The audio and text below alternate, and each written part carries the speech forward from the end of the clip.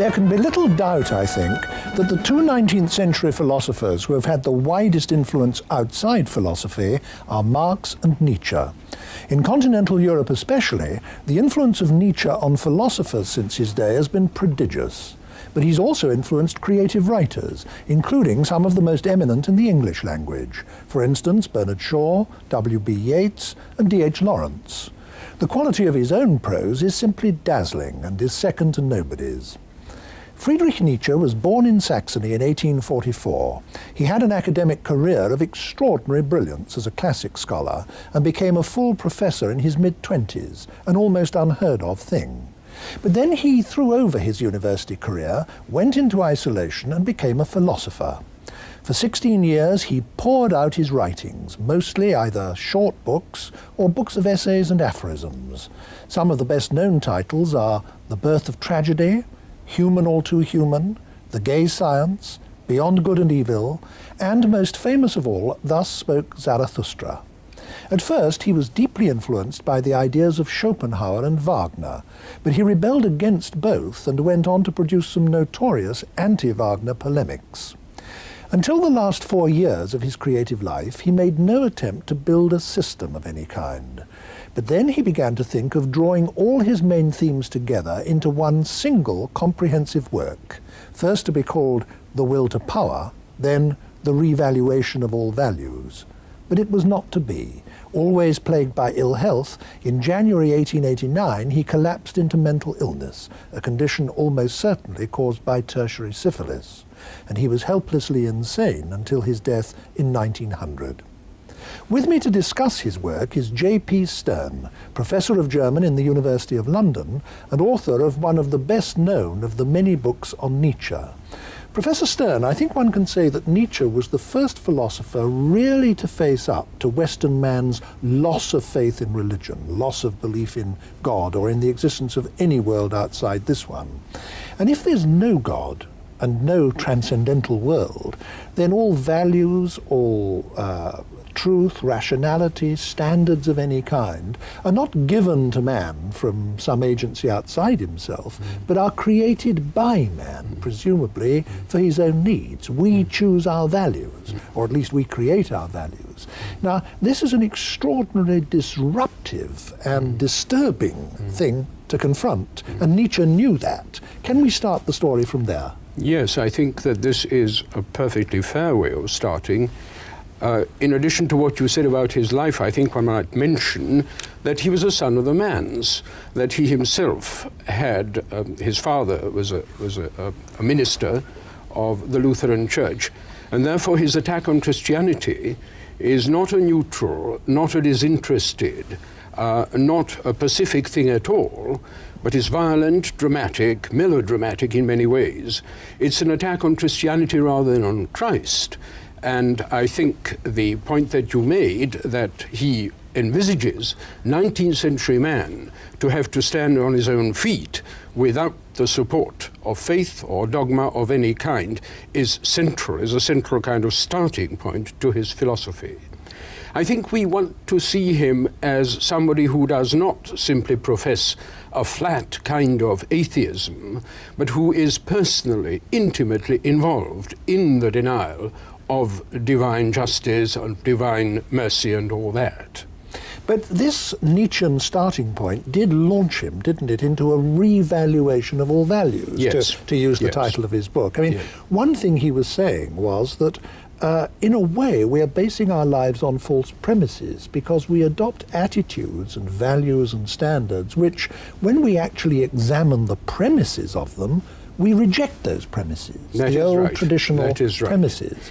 What he believed in, what he tried to show, was that the whole edifice, both of Christian values and of idealism, which he saw derivative from those values, was false, had to be thrown over, and something else to be put in its stead. The question as to what was to be put in its stead is not quite so simple, but that was the basic premise from which he began. Yeah. And that, I think, makes for the melodrama, the extraordinary melodrama of the person, of the style, of the whole phenomenon of Nietzsche. Now, this revaluation of all values is, of course, a colossal task, and I think it'll make our discussion of it clearer if we divide our consideration of it up a little bit. Yes. There are four main traditions within Western civilization to which Nietzsche addressed himself and which he attacked. The tradition of Christian morality, the tradition of secular morality, the herd values, as he called them, the ordinary morality of the mass of mankind, and some, at least, of the traditions deriving from ancient Greece, particularly from Socrates. Now, let's have a look at each of those four in turn.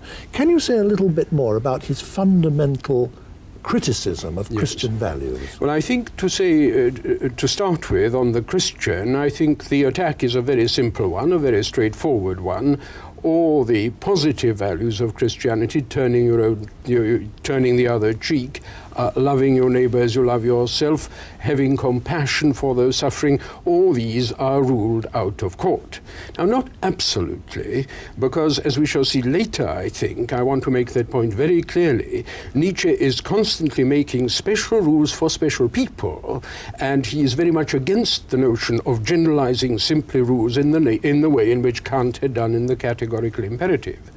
So, yes, the first thing then is the attack not on Christ, but on Christianity as really furthering the underdog, furthering the person who cannot stand on his own feet and requires compassion, requires pity, illicitly requires sympathy from the outside. But why was he against compassion and against pity? Why did he despise those so much? He's not against them. He does not despise them when they come from the strong person. What he despises is the support of the weak person from outside himself.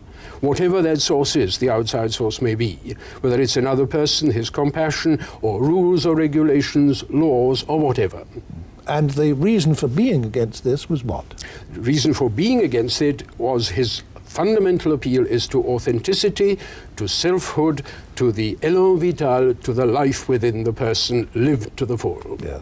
Now, what about his criticism of secular morality? I mean, the great moral philosophers like Kant, or in his own day, the utilitarians and so on, that wasn't Christian morality quite, but he was against that too. Now, why? I think the main reason there is this, that all systems of secular moralities are based on an abstraction from the individual case. They're based on an appeal to a generality. For Nietzsche, the word general is the same as common, and by common he means common in the nasty sense of the word.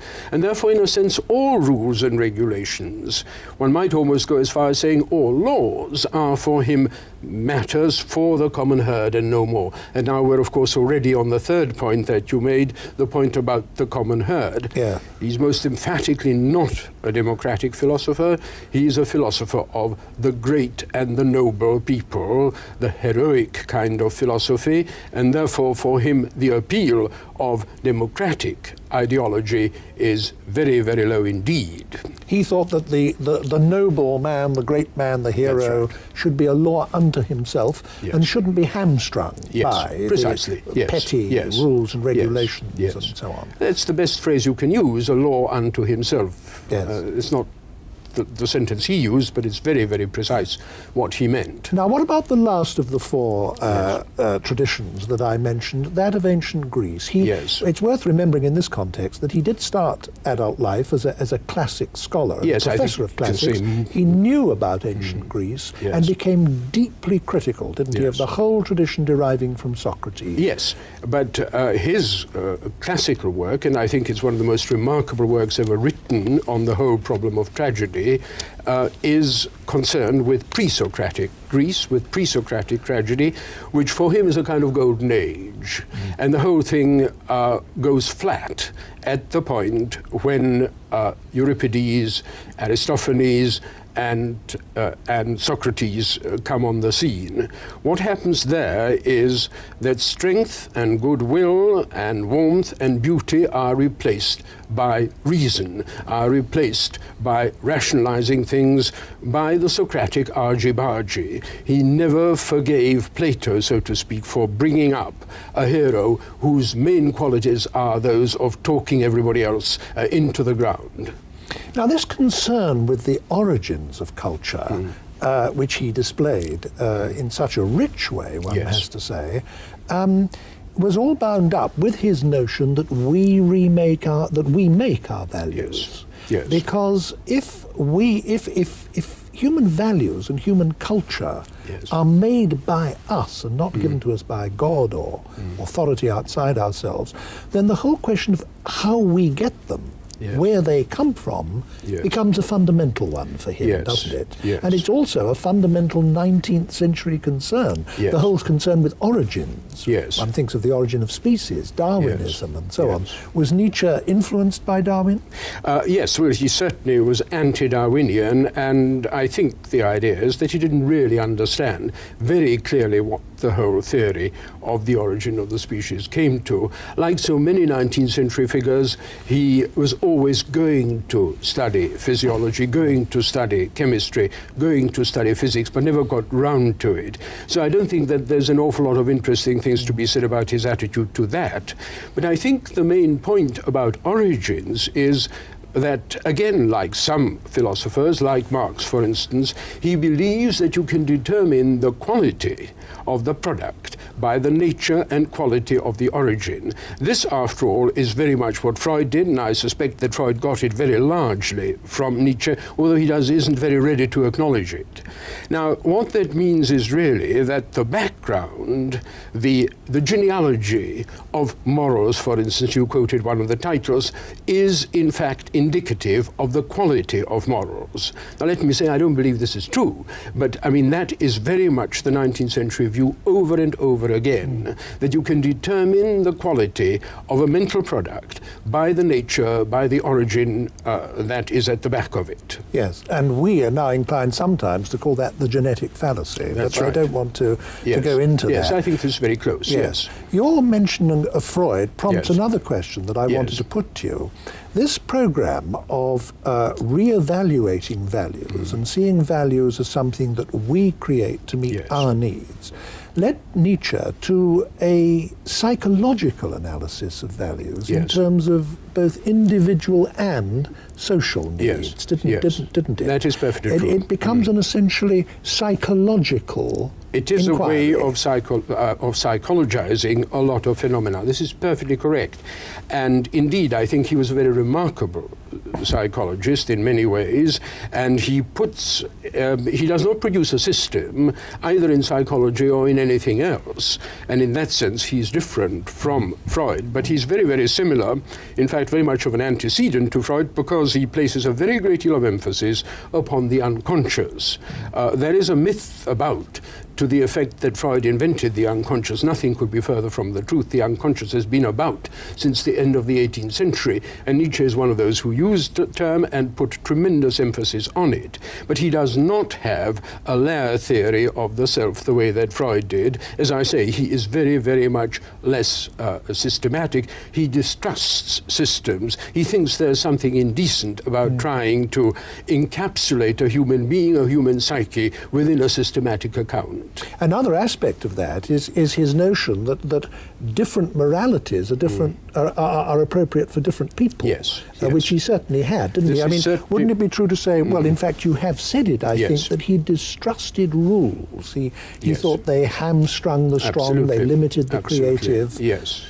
He does believe that individual people are entitled to individual kinds of behavior and to individual bits of knowledge. This is the most astonishing thing, and also I think in many ways very prophetic kind of thing, that he believed that knowledge was not absolute, that the acquisition, the pursuit of knowledge was not to be taken absolutely, but that a given civilization had its own particular entitlement to the kind of knowledge that it could bear. You see, the emphasis is on it could bear it. He did envisage situations where knowledge would destroy the knower. Our knowledge of nuclear fission, for example, has become a lethal threat to us. Precisely. And that is something that Nietzsche would very easily and very well have understood. Yes, and he did in fact say so. I mean, not about nuclear physics, of course, but about knowledge generally. You see, we only have really one other theory of knowledge apart from our own. Our own is that all knowledge is worth pursuing regardless, isn't it? Yes. Well, the other one is the Soviet idea, which goes on and which simply creates a system by which knowledge is socially useful and then pursued and not pursued if it's not socially useful. Nietzsche's view is somewhat similar to this. He does believe that given civilizations can destroy themselves, and the ground on which all this is erected is, in fact, we're coming back now to Socrates, the Socratic yen for knowledge, this endless this driving force which pushes us on. Up to this point in our discussion, we've talked about Nietzsche's critical enterprise. Yes. This basic view that up to this point in our history, the morals and values and standards of Western man have all been historically based on belief in a god or in gods who gave us these values, gave us these moral standards and so on, and would judge us by our failure to live up to them or success in living up to them and so on. Now, he comes along and he says, we've lost belief in God, we've lost belief in religion. That means we've lost belief in the whole foundation of our value system. And if we're to have a valid value system, we've got to re-evaluate it and refound it from the bottom up. And we've talked of some of the various critiques, individual critiques, into which this led him. I now want us to move on from this to the next stage of the discussion, and in a sense, it's the obvious question to ask. What were his positive values, having, as it were, swept everything away on a colossal scale? What is he now advocating that we put in its place? Well, the answer to that is a very simple and a very complicated one, both at the same time. The simple answer is be yourself at the top of everything that you are, to the hilt. Live your life fully, live it adventurously, and all the other things which later on come under the heading of élan vital, that in the human sphere, I mean, that essentially the be thou thyself is the major premise from which he begins, and it's also the goal towards which ethics ought to the goal towards which ethics ought to be directed. Now, you may ask, of course, if everybody is himself and himself alone, how is this to be done in a wider sphere? How is this to be done in a political system, and so on? The answers to that question are, I'm afraid, very unsatisfactory as far as he's concerned, as indeed his whole attitude towards social questions never does get very far. Now, I said also that this is very, very complicated precisely for this reason, because it makes living together in some kind of harmony extremely difficult if you add to this the view that laws are, after all, there simply to make things easy for the weak person. You can see there's not very much purchase to be got out of that either.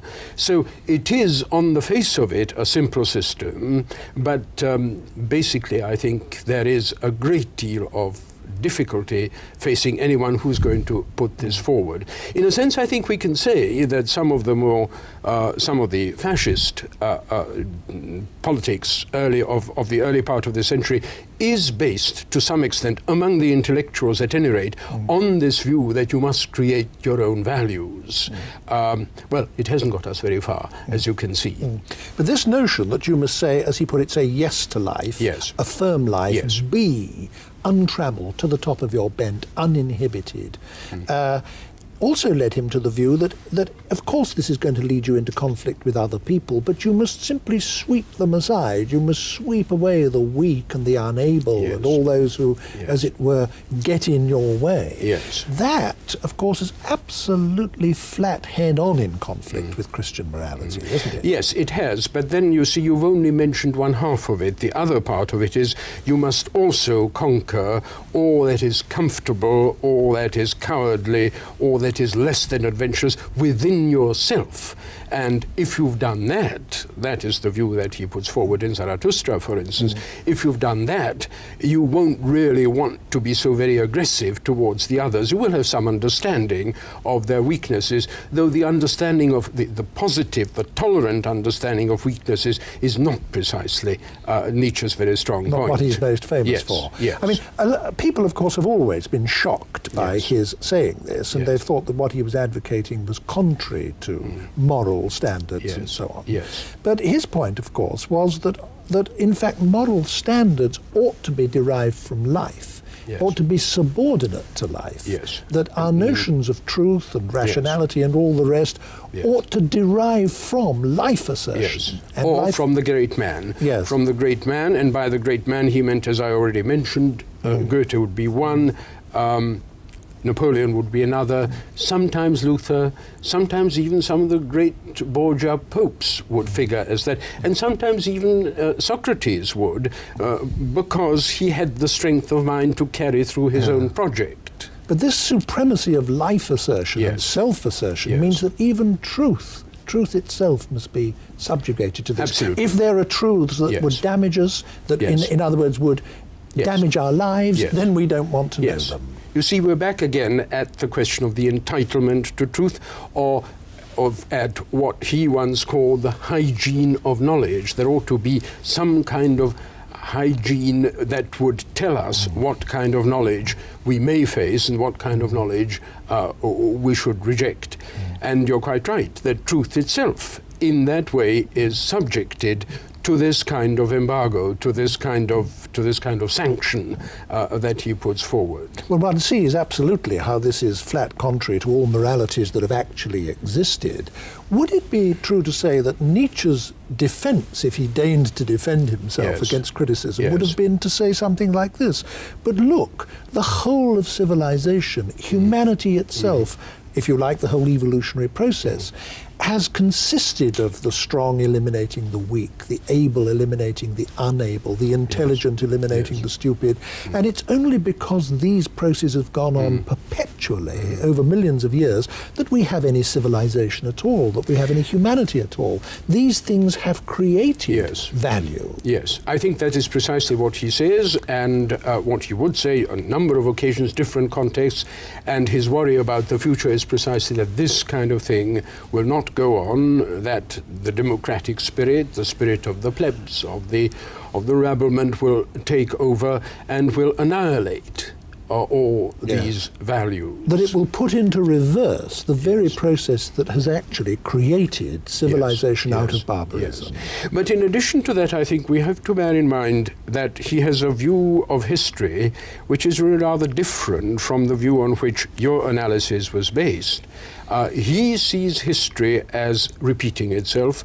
Now, what that means, we shall talk about that a little later, but what it essentially means is this, that any historical situation can create and absorb and make use of the highest that man is capable of creating. There aren't any privileged situations, there are no privileged eras, and therefore any era that sees itself as capable of fully understanding, of fully creating these values, should be allowed to do that. And the trouble is that the late 19th century, the early 20th century may very well be what he calls eras of decadence, in which this strength cannot be fully realized. Now, your mention of his doctrine that history yes. repeats itself yes. brings me to what I would like to think of as the next stage yes. in our discussion. When one comes to regard Nietzsche's later work, there are four big themes in it, and again, I think for clarity's sake, it will help if we take them one at a time. Yes. One is what you might summarize under the phrase, the will to power, a phrase which he has popularized. One is the Übermensch, or translated as the Superman, again, an invention of his that's entered our language. One is this doctrine you mentioned of the eternal recurrence of time. And the fourth, I would say, is his notion of the aesthetic understanding of life. Yes. Now, let's deal with those in order. Let's talk first about the will to power, which at yes. one time he was going to give as a title to the summation of his life's work. Yes. What was this notion of his, yes. of the will to power? Well, he takes the notion of the will from your own special philosopher Schopenhauer, of course, and he reverses the evaluation of that, where Schopenhauer regarded the will as the source of all evil in the world and as the source of man's unhappiness. He regards it as the strength of man's strength, the source of man's strength, and the cultivation, the permission to the will to enact what it can enact is part of a healthy culture. Now, the difficulty there, I think, is that this obviously brings you in conflict with other people, and therefore at this stage the will to power becomes a will to self-assertion, a will to usurpation of the other. But that's not all there is to the will. I think it's to be emphasized, not overemphasized, as some critics have done, but to be emphasized that the will to power also turns itself inward, that is to say, it destroys within the self all that is weak, all that is comfortable, all that is simply, part of a man's self-indulgence. A kind of drastic bringing of oneself up to the mark, as it were. Up to the mark, which one has created oneself, and this is the difficult thing about the mark. The mark oneself, that's right, yes. Well, now let's move on then to the next of the four main themes of his later work, the Superman. Now, everybody knows the word Superman, and it was in fact Nietzsche who invented it. It's been a very much misunderstood concept. People have associated it with the blonde beast of Hitlerian mythology and Nazi caricature. But of course that's not what he meant at all, was it? I think that is not what he meant at all. I think the Superman is the man, the production, I mean, who can be produced by any civilization. Remember I said that any era is capable of bringing forth the maximum values that men are capable of. Superman is the man who lives all that the will to power will secure for him, lives it to the full, is capable of repeating his own willing ad infinitum. We're already arriving at the doctrine, at that most controversial of all the things, the most bizarre, if you like, of these views, the eternal recurrence. Yes, let's get there quite yet, because I want to unpack this notion of the Superman, which has played such an enormous role in the thought in the last 100 years, and been so abused and misused by the Nazis, for example. Wouldn't it be truer to say that what Nietzsche was actually trying to get at was the notion of an unrepressed man, in, if you like, the Freudian sense, a man who has re-evaluated his values, who is not living his life according to false values, who is being to the top of his bent in an uninhibited, untrammeled, free spirit way? Isn't that rather the I think that is so.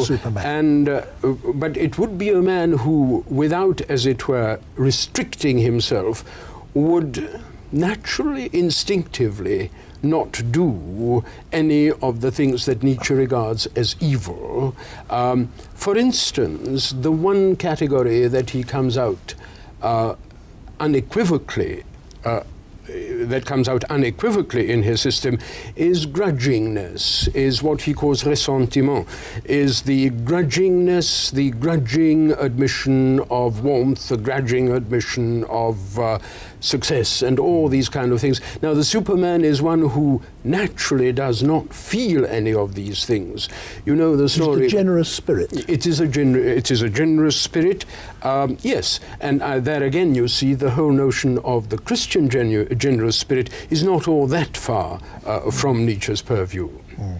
Now let us move on to the third of our four main themes, and you've touched on it already, this notion of the eternal recurrence. Now, I would say that, if anything, of all the doctrines of Nietzsche, this is the hardest, not just for people to understand, but even to take seriously. I mean, on the face of it, he appears to be saying that the whole of history moves in epicycles, vast epicycles, so that everything comes round again and again and again forever, so that you and I have actually sat in this studio having this conversation unnumberable times before, and will do so unnumberable times again. Now, is he really saying that? Well, he's really saying that, and he is trying out what might happen if you took that view seriously. And I think we want to say altogether in our whole discussion that a great deal of his thinking is of this experimental kind. And by that I don't mean that it's not serious, I don't mean that it is not responsible, I don't mean that it is trivial, but I do mean that here's somebody who's facing the whole of human thought and is trying to make some sort of shift with almost any area in it, and is trying out again and again different views. There's a saying of his, I think a very tragic saying of his, in a letter where he writes, I feel as though I were a pen, a new pen, a quill presumably, being tried out by some superior power on a bit of paper. It's a very strange thing to be feeling for somebody who's advocating the will to power and the Superman, and yet I think he did genuinely feel that. Now, he does then try out this thought. And it seems to me not so much a theory of being, not so much a theory of the cosmos, it seems to me a moral theory. That is to say, our actions, our willing, our intentions, our thoughts should be of such a superior kind, of such a grand kind, have such generosity and grandness about them, that we should not flinch to and be able to be willing to repeat them over and over again, ad nauseam, ad infinitum. So in other words, you're really only saying yes to life, yes, embracing life, yes, as he always says we should, if you would be willing to with do that kind over of and over again That's right. what you're doing That's now, right. Yes. and only ever yes. this. Yes. Yeah. I think to go on very much further than that and try to produce geometrical or mathematical equations in order to prove either the possibility or the impossibility of these views, which has been tried, has been done, doesn't seem to me to be terribly sensible. Doesn't beat the point. In other words, it's a huge metaphor. Really. It is a huge metaphor, and of course think? a great deal must be said about Nietzsche's uses of metaphors. Well, say yes. just something about yes. it, because yes. it's very relevant at this yes. point. I think I think we are in the habit of taking things literally in a way in which doesn't make sense as far as a great many of his statements are concerned. You spoke to begin with about his grand style, and I think it is an extraordinarily powerful, effective style. If I ask myself where it derives from, I think it derives from a strange invention, a strange discovery he seems to have made of placing his discourse, his language, somewhere halfway between metaphor and literal meaning. And this is something which very, very few people, certainly very few German writers, have done before him. He stands entirely on his own as far as thinking is concerned. You have mentioned that, and we've seen how he attacks every tradition in the West. Where he does find his precursors is in the style, and Montaigne and Pascal and La Rochefoucauld are his favorite authors, and that whole aphoristic style, I think, derives a tremendous lot from them, and it's not only me saying it, it's himself saying yes. it. And this style, which is pitched halfway between metaphor and literal statement, is something quite extraordinary, and I think unless we understand it for what it is, we are going to misread him. I have a quotation which I think gives an example of what I have in mind. When he talked about the terrible deprivation that he felt 19th century people experienced through what he called luridly the death of God, he wrote as follows. He says, rather than cope with the unbearable loneliness of their condition, men will continue to seek their shattered God, and for his sake they will love the very serpents that dwell among his ruins. Now you see this mixture of, on the one hand, conceptual thinking, I mean loneliness and condition, yes. are abstract terms belonging to conceptual thought. On the other hand, you've got the serpents glistening somewhere through the ruins of the shattered God. Well, that, and the refusal, I think, to go beyond that, in other words, to write out the theory behind the metaphors, I think essentially constitutes what he's about. And it does give us, the readers, a problem. This fusion of poetry and metaphor on the one hand, yes. with concepts, Yes. hard concepts Yes. on the other, Yes. gives us a problem about how to take him. Yes. And that's really implicit Exactly. in what you've just been Exactly. saying. This leads to the fourth of the four Yes. themes of the later philosophy. We've talked now briefly about the will to power, about the Superman, and about his doctrine of the eternal recurrence of time. What you've just been saying about his use of metaphor leads us Yes. to the fourth of the four main themes in the later Yes. work, which is his notion that Yes. life is to be understood aesthetically. Yes. And I suppose the point here is that if there's nothing outside this world, no God, no transcendent realm or anything, then any meaning or justification that life has must be meaning derived from inside itself. Yes. So that like a work of art, I mean, Yes. the only meaning a work of art has Yes. is what it, so to speak, gives itself. I Yes. mean, it doesn't Yes. derive its meaning from outside. Yes. Is that... Well, that part certainly of is the a thought? very fair way of coming close to what he's after. In the very first of his books, The Birth of the Birth of Tragedy, he uses this phrase 3 times. It's only as an aesthetic phenomenon that the being of man and the world are eternally justified. It's a very complicated sentence, and I don't think I want to go into all the details of it, but what he's saying essentially is this. The greatness of the early Greeks, of the pre-Socratics, lay in their tragedy. Their tragedy was a way of facing the worst aspects of human life, that is, its transitoriness, its impermanence, its corruptness, its dependence upon forces greater than yourself, and to make of these a major tale, a story, a wonderful tragedy. And this he applies in the largest, in the most cosmic possible sense. And he's asking, as indeed I think Shakespeare did occasionally, he's asking, is the whole world really to be taken seriously? Or is it not a great game, a great play, some kind of drama played out by we do not know who? And if there is to be a justification, mind you, justification is the phrase he uses, which is a very dicey word to use in this context, because of course it's a judicial phrase, isn't it? Yeah. But if there is a justification for man being here and being what he is, maybe it is simply as part of this huge cosmic drama. And a great deal of his thought, and I think of some of his most interesting and greatest thought, goes precisely into rehearsing and trying to make sense of this aesthetic justification of man.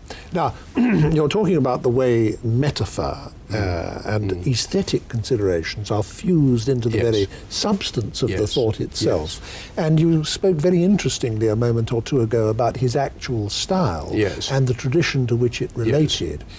It in its turn has had immense influence, Yes. hasn't it? I instance some of the great creative writers Yes. that he has influenced in my introduction to this Yes. program. Yes. Now, your particular field of expertise, if I may say so, is known to be comparative literature.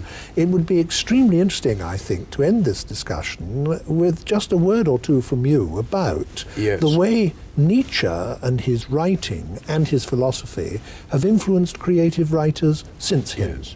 Well, simply to take the 3 names that you yourself mentioned, W.B. Yeats is the first one.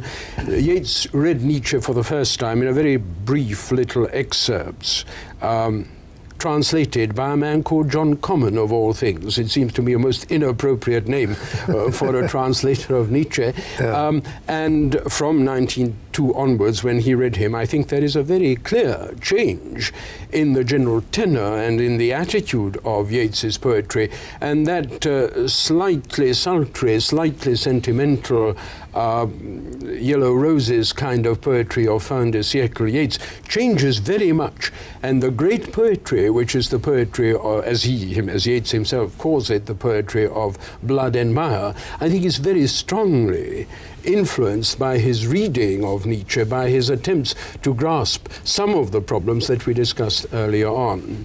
with Shaw, the influence is a very, very different one. It is very much in the biological sphere. It is in the sphere of that élan vital which I mentioned. It is in the sphere of the ruthless life, the life that justifies itself. With D.H. Lawrence, I think, again, it is the question of authenticity.